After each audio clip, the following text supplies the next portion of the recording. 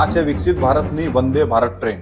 વિકસિત ભારતમાં માત્ર એ લોકો માટે જગ્યા છે જે લોકો પૈસા ખર્ચી શકે છે. ગરીબો માટે આજે પણ એ જ હાલ છે જે અંગ્રેજોના સમયમાં હતો. તમને જાણીને નવાઈ લાગશે કે રાજકોટથી અમદાવાદની વચ્ચે એક પણ નાનો માણસ કે ગરીબ વ્યક્તિ નથી રહેતો. વિશ્વાસ નથી આવતો ને? મને પણ નહોતો આવ્યો. પણ આવું માનવું છે ભારતના રેલવે વિભાગનું અને તે વિસ્તારના સંસદ પુરુષોત્તમ રૂપાલા. એટલા માટે જ કોરોના વખતથી બંધ કરાયેલ લોકલ ટ્રેન હજુ સુધી પણ ચાલુ નથી કરવામાં આવી, જેના કારણે વાંકાનેર, થાન અને સુરેન્દ્રનગરના સ્ટેશન પર ટ્રેન ઊભી નથી રહેતી. અને અમદાવાદથી બરોડા વચ્ચે 38 જોડી ટ્રેન ચાલે છે. તો પછી વાંકાનેર, થાન અને સુરેન્દ્રનગરની જનતાનો શું વાંક છે?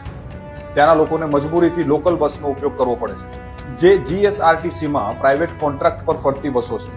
તો શું આ પ્રાઇવેટ કોન્ટ્રાક્ટરને ફાયદો કરાવવા માટે લોકલ ટ્રેન ચાલુ કરવામાં નથી આવતી? समझ रहे हो ना? શું રૂપાલા સાહેબ સવાર સાંજ માત્ર ગાંઠિયા ખાવામાં વ્યસ્ત છે? ગુજરાતની ડબલ એન્જિન સરકારમાં એન્જિન તો છે, પણ મગજ ધરાવતો ડ્રાઈવર નથી. કારણ કે ટ્રેનનું પર કિલોમીટર કોસ્ટિંગ 1.43 રૂપિયા આવે છે અને બસનું 9 રૂપિયા પર કિલોમીટર. તો પર્યાવરણ અને આર્થિક દ્રષ્ટિએ જોતા સૌથી ઉત્તમ માધ્યમ પરિવહનનું છે ટ્રેન.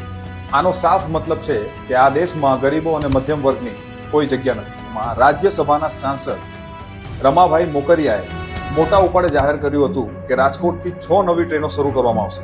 પણ આ ટ્રેનો પણ 15 લાખ વાળા જુમલા જેવી જ સાબિત થઈ, જે આજ સુધી રાજકોટથી ઉપડી જ નથી. આ એવી ગંભીર સમસ્યાઓ છે કે જે રોજે રોજ નાના માણસોને નડી રહી છે. પણ ગુજરાત સરકાર માટે ગંભીર સમસ્યાઓ કંઈક આવી હોય છે. બુલડોઝર ક્યાં ચલાવવું? હેલ્મેટ કોણે નથી પહેર્યું? વકફ બોર્ડની જમીનો ક્યાં છે? વનતારામાં સિંહના બચ્ચાઓને દૂધ કોણ પીવડાવશે?